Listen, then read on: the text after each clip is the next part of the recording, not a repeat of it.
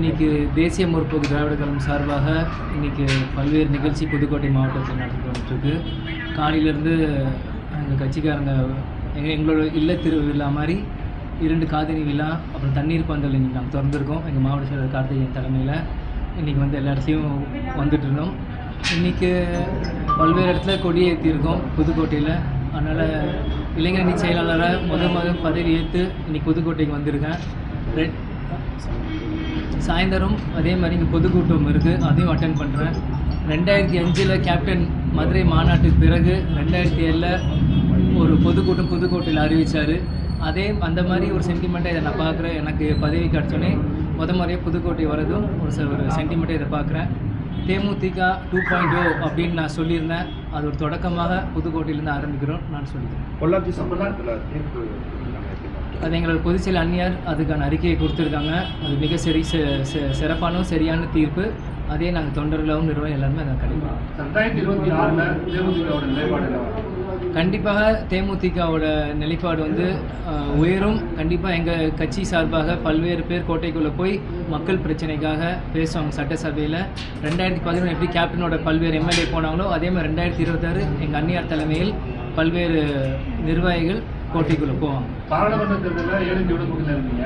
சட்டமன்ற தேர்தலில் அதுக்கான கூட்டணிகள் இந்த மாதிரி கூட்டணி விவகாரம் எல்லாம் எங்கள் தலைமையும் பொதுச்செயலும் உரிய நேரத்தில் அறிவிப்பாங்க.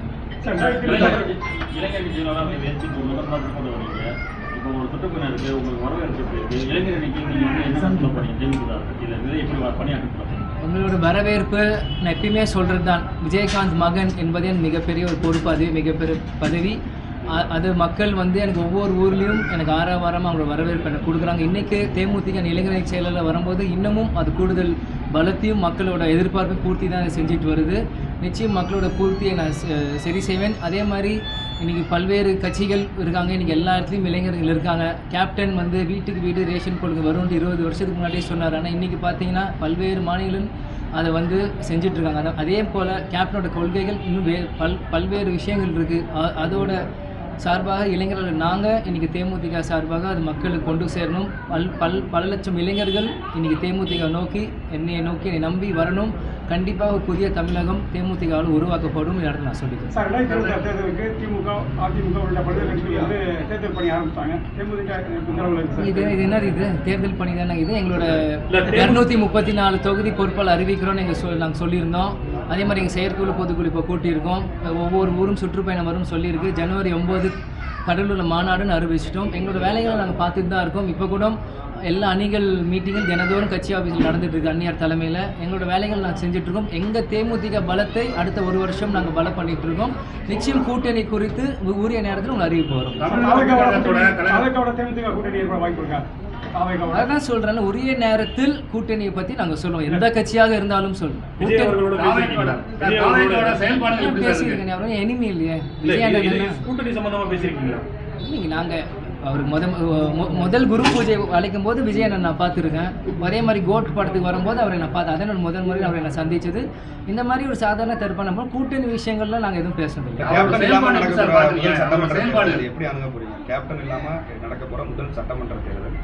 நிச்சயம் கேப்டன் இல்லாமல் எங்கள் எல்லாருக்குமே ஒரு மனவலி இருக்குது. கேப்டன் இல்லாமல் முதல் சட்டமன்றம் இருக்குன்ட்டு. ஆனால் அவரோட ஆசையும் கொள்கையும் வென்றெடுக்கிறது தான் எங்கள் ஒவ்வொரு தொண்டரோட கடமை.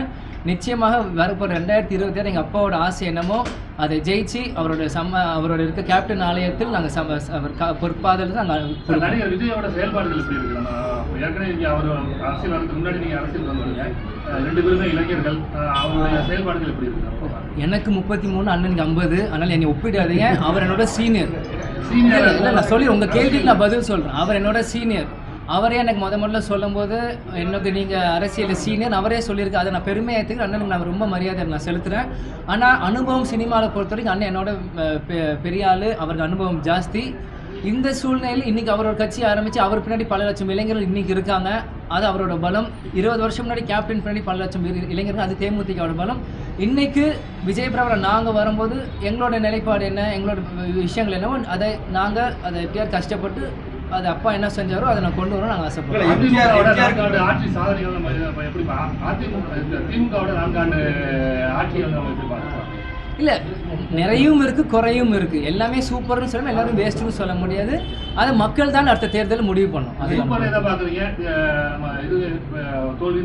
அதை நீங்கள் மக்கள்கிட்ட கேளுங்க. ஏன்னா அவங்க தான் ஓட்டு போட்டு ஜெயிக்க வச்சு. நான் திமுக ஓட்டு போட போறது இல்லை. ஆனால் நான் அதை சொல்லி எதுவும் நடிகர்கள் வந்து காலண்டரம் உள்ள கேப்டன் எம்ஜிஆருக்கு பிறகு கட்சி ஆரம்பிச்சாங்க. கட்சி ஆரம்பிச்சதுல கேப்டன் விஜய் வந்து ஒரு உச்சத்தொடர் அளவுக்கு எதிர்கட்சி தலைவர் அந்த ரேஞ்சு வரையும் போனாங்க. இப்போ வந்து அதுக்கு பிறகு வந்து இப்போ விஜய் ஆரம்பிச்சிருக்காங்க. விஜய் வந்து எம்ஜிஆருடைய ஆட்சியை வந்து நாங்கள் வந்து எம்ஜிஆர் எப்படி 1979 வந்தோமோ அந்த அளவுக்கு வந்து நாங்கள் வந்து அடுத்த 2026 சட்டமன்றத்தில் நாங்கள் வந்து சாதிப்போம் அப்படின்னு சொல்றாங்க. இதை நீங்க எப்படி பாக்குறீங்க? நான் எப்படி பாக்குறதுல அது அவரோட நம்பிக்கை, அவரோட சொல்றது அவரோட நம்பிக்கை. இது மக்கள் தான் தேர்வு செய்யணும். இப்போ அதே தான் கேப்டனும் தான் சொன்னார். 2020 கட்சி ஆரம்பிச்சது இன்னைக்கு லஞ்சமும் மூலம் ஒழிப்போம் எந்த தலைவர் இந்தியாவில் சொல்லியிருக்காங்க? கேப்டன் தான் சொன்னார். அப்புறம் இன்னைக்கு கேட்டிங்கன்னா தேமுதிக 1% ஓட்டு நீங்கள் தான் சொல்கிறீங்க. அதனால இன்றைக்கி ஒவ்வொருத்தரும் நம்பிக்கையாது. இன்றைக்கி மக்கள் யார்கிட்ட இருக்காங்க? இன்றைக்கி மக்கள் வந்து 2011 கேப்டனுக்கு ஆதரவு கொடுத்தாங்க. அதே போல் ஆதரவு இன்றைக்கி 2026 மக்கள் இன்றைக்கி அந்நியாருக்கு கொடுப்பாங்க நான் நம்புகிறேன். இன்றைக்கி எல்லா பொய் பிரச்சாரம் தாண்டி இன்றைக்கி கேப்டன் கட்சி மேலே மக்கள் நம்புகிறாங்க. நிச்சயம் 2026 ஒரு பொற்கால கட்சியாக தான்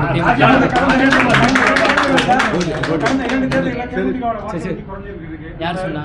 போன தேர்தல் நீங்களே பார்த்தீங்க, நான் சொல்ல. அதிமுக சார்பாக எல்லாருமே சொல்லியிருக்காங்க 10 லட்சம் 12 லட்சம் வாக்கு தேமுதிக அதிமுக கூட்டணி பெற்றிருக்குன்னு எல்லாருமே சொல்லியிருக்காங்க. அதை நீங்கள் பார்த்தீங்க. அதிமுக சார்பாக விருந்தாங்க நானே போட்டி போட்டேன். எவ்வளோ வாக்கு வாங்கன்னு உங்களுக்கும் தெரியும். அதை நான் பெருமையாக சொல்ல, ஒரு கணக்கெடுப்பு நான் உங்களுக்கு சொல்கிறேன். உங்களுக்கே தெரியும்.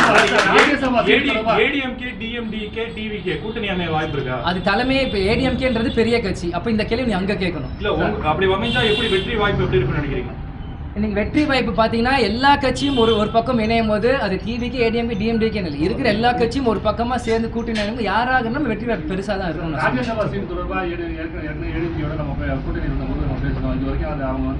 சொல்லவே இல்லை அப்படிங்கிற உங்களுக்கே தெரிய வரும். சரி, நன்றி.